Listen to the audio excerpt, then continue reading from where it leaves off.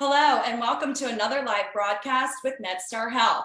My name is Karen Zingle, and I'm joined today by breast surgeon, Dr. Patricia Weiner, who recently joined MedStar Southern Maryland Hospital Center as the new site director of its MedStar Breast Health Program. Today, we're going to be discussing breast cancer in conjunction with Breast Cancer Awareness Month, which is recognized in October, as most of you may know. Everyone knows someone, a family member, friend, or colleague who has battled breast cancer. Based on current trends and public interests, we want to help address common concerns as it pertains to breast cancer symptoms, signs, stages, types, diagnosis, side effects of treatment, survival rates, and the impact of COVID-19 on breast cancer, as well as the latest research. So stick around, we have a lot to discuss today.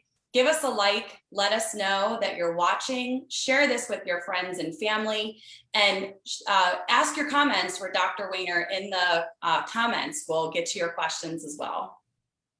So first, I'd like to say welcome to you, Dr. Weiner, and thank you for joining us. Absolutely. Now that it's October, we have lots to discuss for breast cancer. Yes, of course. Can you start by just introducing yourself to our viewers? Yeah, so I'm Dr. Patricia Weiner. I've been with MedStar Health since 2013. Previously, I've had offices at Washington Hospital Center and at St. Mary's County, but I recently left St. Mary's Hospital to join Southern Maryland Hospital.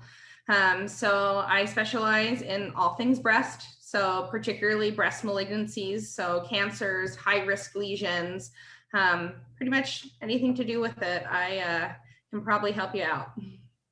Wonderful, thank you. Well, let's talk about breast cancer, and let's just start with the early signs. Can you talk about what are the early signs of breast cancer? Sure. So for most women, if they're going to be diagnosed with very early stage breast cancer, there's for many women no signs at all. So most of our early stage breast cancers are picked up on screening mammograms, which is why it's incredibly important for all women to go get their mammograms once a year.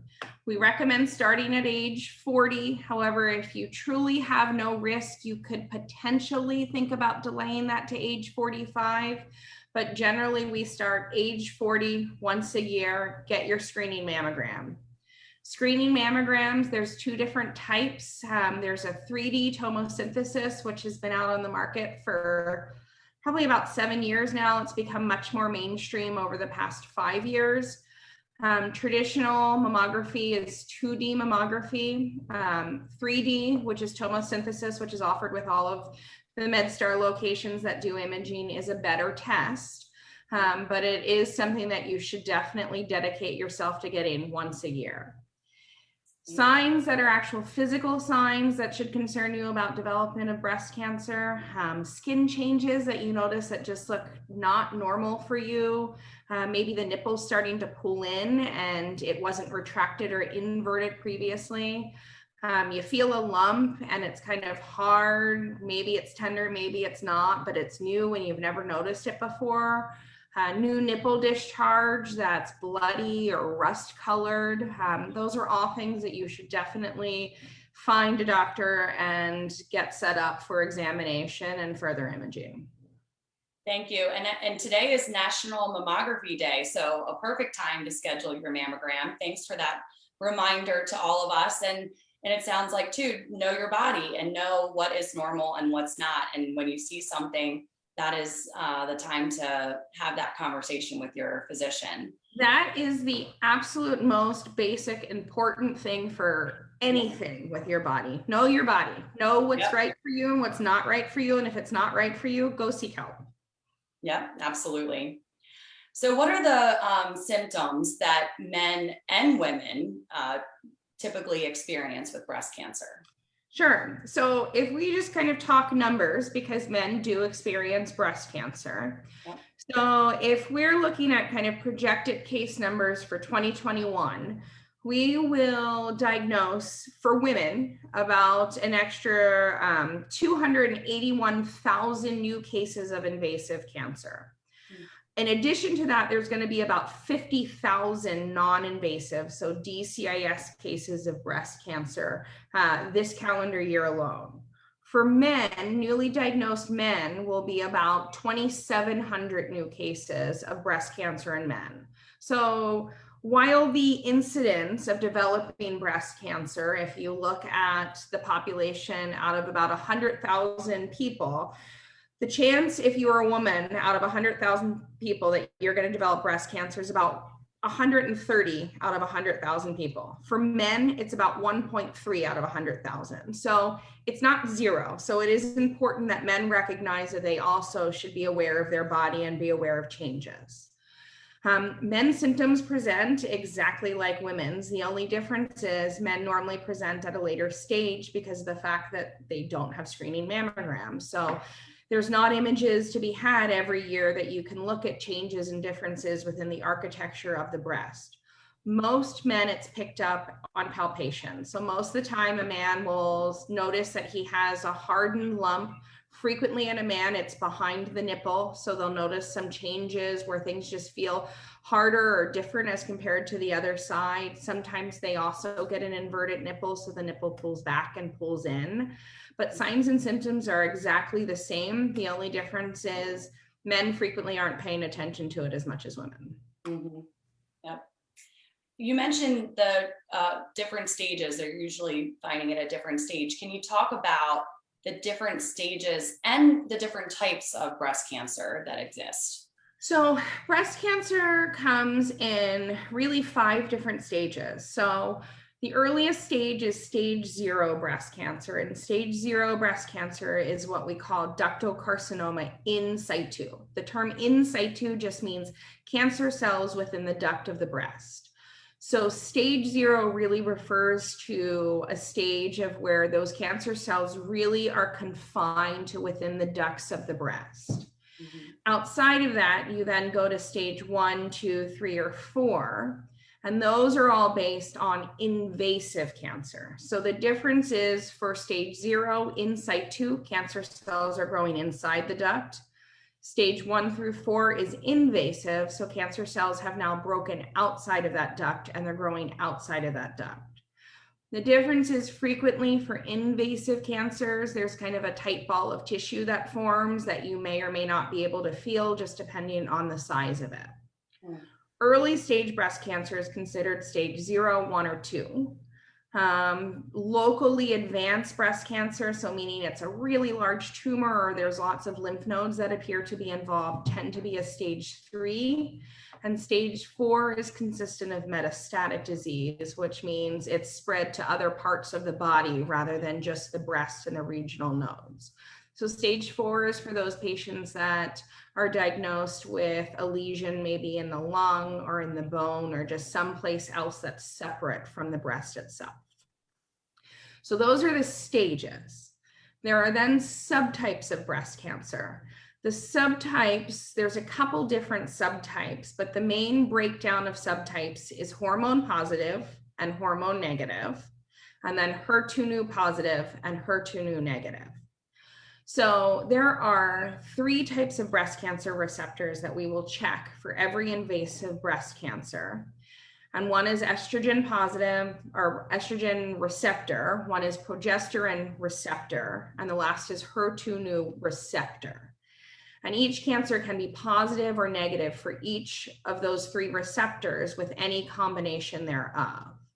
The combination of those positivity and negativity is what helps determine what treatment works for you, what type of medications you get. Do you get chemotherapy? Do you not get chemotherapy? So it kind of gives us a little bit of an look at kind of the aggressiveness of what type of tumor it is that you have growing. And so like a hormone positive cancer would be estrogen positive and progesterone positive. And a triple negative cancer would be estrogen negative, progesterone negative, HER2/neu negative. Okay, thank you very much. Can you talk about the difference between DCIS and invasive disease? Yeah, so that's a little bit of what I was just explaining with staging of cancers, of what's considered a 0 versus a 1, a 2, a 3, or a 4. There is some controversy over DCIS. So ductal carcinoma in situ, we do still characterize it as a breast cancer. It's characterized as a stage 0 breast cancer. There are some people out there that suggest that maybe we're over-diagnosing DCIS, and the reason is our pictures, so mammography has just gotten much better. It's much more sensitive. We can pick things out of a breast much better now than we could 20 years ago, just because our imaging is better. So there is a lot of question of, for DCIS, you know, if we never found it or we never treated it, would it ever actually harm somebody? And the answer is yes, some of them absolutely will, but I'm sure some of them probably could be there and cause you no harm if we left it in place over the next 5 years or 10 years. So MedStar Health is actually participating in a national-wide trial that's called the COMET trial. There are national and international trials that are looking at this. So for certain DCIS, so these early stage breast cancers, rather than treating them first line with surgery, we're enrolling them in a trial that's looking for some of these really favorable small low-grade DCIS. Can we treat it with a pill? So can we treat it with like just an anti-hormone pill and just watch it and see what happens? And so patients are coming in, they get mammograms every 6 months. And if it changes or grows, then we revert back to surgery. And if it doesn't, then we just continue to watch them and continue to just treat them with medications. That sort of stuff doesn't hold true for invasive cancer, but so they're slightly different beasts, but mainly it's the in situ is just confined inside the duct of the breast. Mm-hmm. Thank you.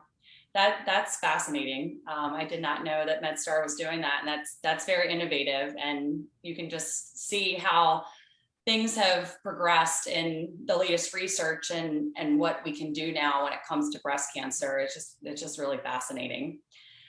Can you talk about inflammatory breast cancer? So inflammatory breast cancer is a very, very specific type of breast cancer. We don't see it that often, so it's not something that many women get, but it is a very aggressive, very rapidly growing type of breast cancer. Inflammatory breast cancer is if you go onto Dr. Google and you Google any type of lesion on your breast, you're probably going to get diagnosed with inflammatory breast cancer because it's the one thing that women all the time come in asking if they have it. Right. Inflammatory breast cancer does look like a really bad case of mastitis. That's the easiest way to explain it. So if you know somebody or you yourself at some point were breastfeeding and developed mastitis and your entire breast kind of swelled up and it got red and it got hard and firm and tender and it just looked very different than the other breast, that is inflammatory breast cancer. And on top of that, frequently you'll get a lot of lymph nodes which live underneath the armpit. And those will get really big and enlarged. So you'll feel kind of a really large, hard, firm ball in your breast. The skin on the breast is going to look swollen. There's going to be some skin discoloration or some redness, and likely you're going to feel some hard stuff underneath your arm. For inflammatory breast cancer, this transition from completely normal to not normal can happen pretty quickly. Quickly in the world of breast is over a few months. But so you can notice a change and then over a month or two, rapidly notice a difference. And so that's inflammatory breast cancer. Thank you very much. That's really helpful. And yeah, I like your Dr. Google reference. I know a lot of us do that. Can you talk about Pagets disease? What is that? So Paget's disease is the other thing Dr. Google is going to tell you that you have. Because Paget's disease essentially is a rash of the nipple on the breast. So when people complain about having itchy nipples, the first thing they Google is itchy nipples, and Paget's disease is what'll show up if you Google itchy nipples. Essentially, it is a type of cancer that happens in the breast, and the signs or symptoms of it frequently are changes to the skin around the nipple and the areolar complex. So you'll get kind of a rash-like experience where it'll be kind of sandpaper-ish. It's not going to look like the other breast, always compared to the other breast. So you'll notice, the sensation might change. It might be really itchy. The color of the skin's going to change a little bit. The nipple may invert, it may not invert, it'll crust over. So it's just really very localized focal changes that show up to the nipple and the areolar. Okay, thank you. Going to pause for a moment just to welcome our newest viewers. If you're just joining us, thank you. I am joined by Dr. Patricia Weiner, who is the director of the MedStar Breast Health Program. We've talked about breast cancer signs and symptoms, the stages, so you can always watch the replay if you missed anything. But we do have some audience questions for you, Dr. Weiner, before we move on to our second set of questions that we've prepared. The first question is, if someone is diagnosed with breast cancer, is it standard procedure to offer genetic testing if the mother died of ovarian cancer and the aunt of breast cancer? So genetic testing is definitely individualized. In that particular case that you just talked about, yes, genetic testing frequently is offered. Genetic testing is looking at, do you carry an inherited mutation that puts you at an increased risk of developing breast cancer, developing a future breast cancer, or developing some other type of cancer, dependent on what that genetic result shows. Genetic testing is either a blood test or a saliva test. It just depends on which one is done. And so it's a pretty simple test to get. The problem is not all insurance companies cover it. So, if you've got a strong family history, most insurance companies will cover it.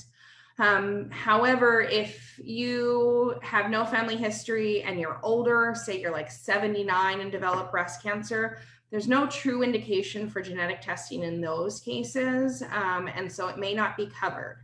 Now, with that said, we use a very particular company in our office that does pretty upfront and straightforward financial disclosures. So the cost of the test is no longer what it used to be. It used to be thousands and thousands of dollars.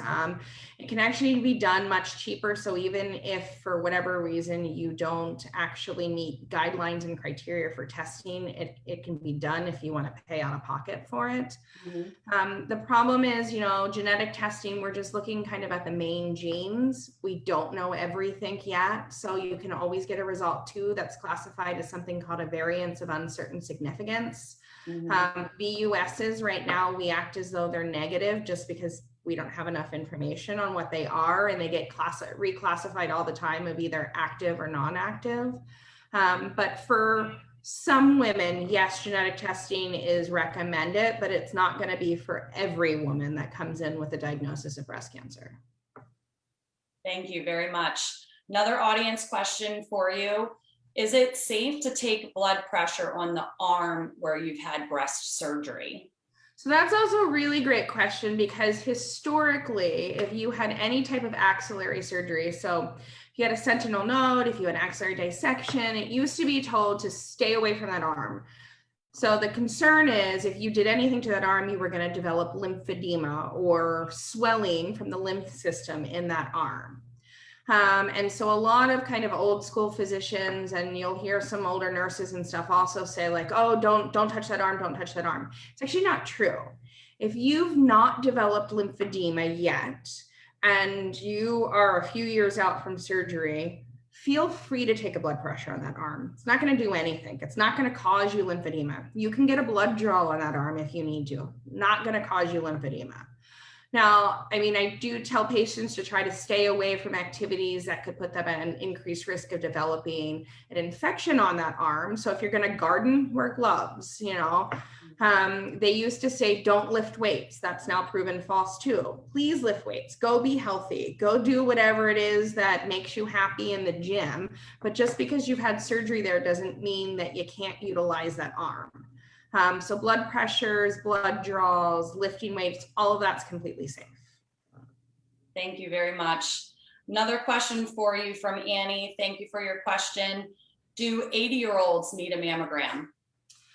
So this sometimes is a little bit of a point of contention, right? one 80-year-old is not the same as another 80-year-old. So if you are a fairly vibrant 80-year-old and you're otherwise healthy and you're not bedbound and you haven't, you don't have a lot of comorbidities that potentially is going to cause you to die from in the next 5 to 10 years, yes, go get your mammogram. Just because you're 80 doesn't preclude you from getting a mammogram. It's your health status as a whole is what precludes you from needing a mammogram or not needing a mammogram. Makes sense. Thank you very much. If you have other questions, please share them in the comments. I have some questions for you about the breast health program at MedStar Southern Maryland Hospital Center. Can you talk about how breast cancer is treated and what options are available? Sure. So MedStar has a full multidisciplinary approach to treatment of any type of breast cancer. For most women, when they're diagnosed generally from either an ultrasound guided biopsy or a stereotactic biopsy. Ultrasound guided biopsy just means that when they go into the imaging and the radiologist takes a small piece of that tumor, they're doing it with an ultrasound machine to help guide them. Alternatively, if you can't see it with an ultrasound, then we do it with the mammography machine. So that's called a stereotactic biopsy. Mm-hmm. Once the patient has pathology, then we'll have the diagnosis of if it's positive for breast cancer. And so most of the time, the first referral is to see the surgeon, who's myself, and we kind of start the entire workup and start kind of introduction to our team. Depending on what type of cancer it is, depending on the size of cancer, depending on kind of what's going to make sense for the patient from a surgical standpoint, we'll discuss whether or not the patient needs a lumpectomy or a mastectomy. And if they need a mastectomy, are they a good candidate for reconstruction? So do we need to send them to a plastic surgeon? Mm-hmm. Based on pathology, we'll decide, does the patient need to see a medical oncologist and should they see them right up front? Or maybe is it something that we should wait till after surgery? All patients, with very rare exceptions, will meet with a medical oncologist. The medical oncologist is the one ultimately who prescribes chemotherapy regimens, endocrine therapy, which is a pill that you take after surgery if you're hormone positive, but they will be the ones that do that. Patients who need radiation therapy, so if we conserve breast tissue or if they have a really large tumor, they will need radiation. So they will also be referred to meet with a radiation oncologist who will talk to them about the specifics of radiation.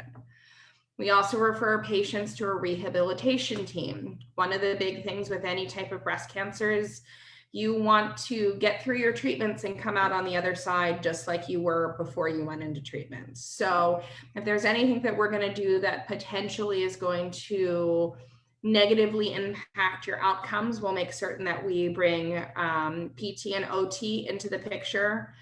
They're great for education. They're great for showing you just kind of stretching exercises. We do baseline measurements to make certain that you're not developing lymphedema. And then we also have psychosocial support. For every center, we meet at least every other week, if not weekly, to discuss all of our new breast cancer patients. We talk about, are there any new research trials that should be offered to the patient that they qualify for? So it is definitely a very large team that goes into taking care of your breast cancer. Thank you. That is really helpful to understand the different options and how you work as a multidisciplinary team to give the patient the care that they need depending on what their individual diagnosis is, the treatment that you see is the best for them, and even all the way through. Anybody after surgery does want to be able to get back to a pre-surgery normal kind of life. So it's really great to know that that's also part of the process and considered. Another question came in from our viewers from Deborah. She is asking us, it's a specific question about atypical ductal hyperplasia.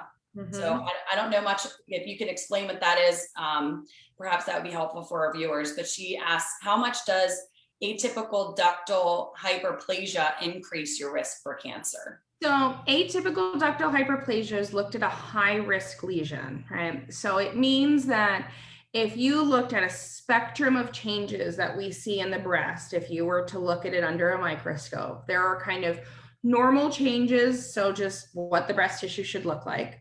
There are things called proliferative changes, which means it's still, in the realm of normal. Then there's atypical changes, which means we're seeing cells that don't look 100% normal. And then as you progress past that spectrum is when you then start seeing ductal carcinoma in situ and then ultimately invasive cancer. So ADH is basically a precursor for cancer.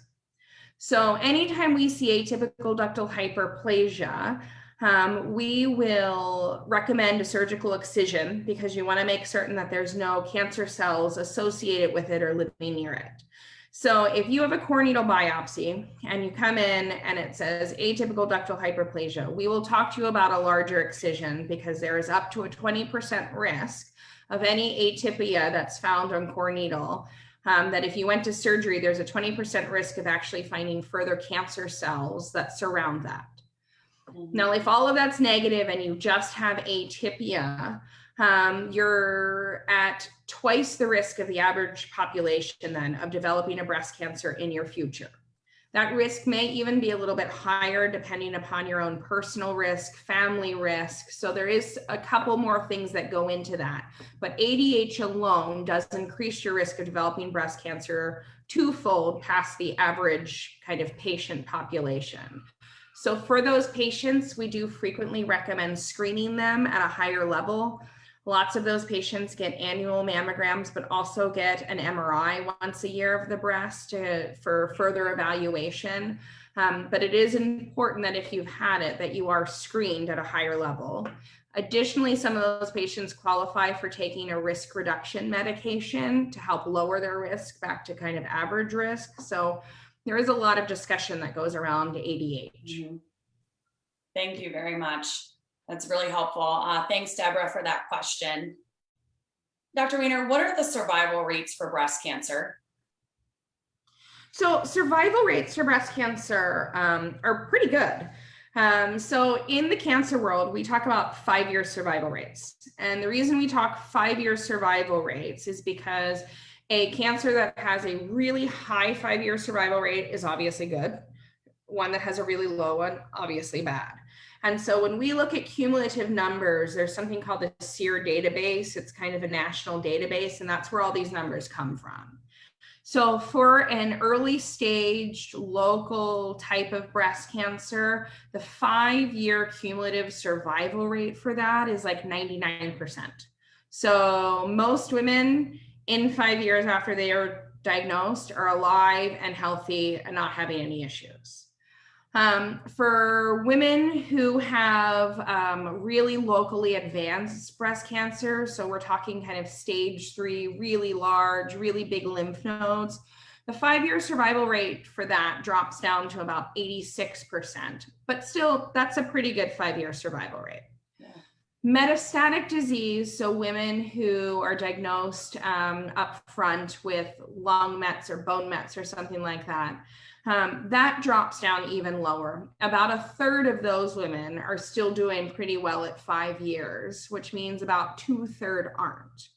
Now, all of these numbers that I'm giving you, though, are for cumulative risk. So this doesn't necessarily take into account the specific subtype of the breast cancer that somebody has. But that can affect those numbers a little bit here and there also. Thank you very much. So what advice do you have for those breast cancer survivors out there? So survivorship is a long-term game.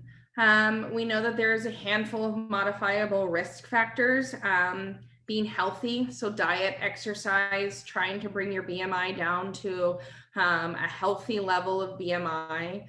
For postmenopausal women, limiting the amount of alcohol that they intake and trying to keep that to no more than kind of 1 to 2 glasses a week.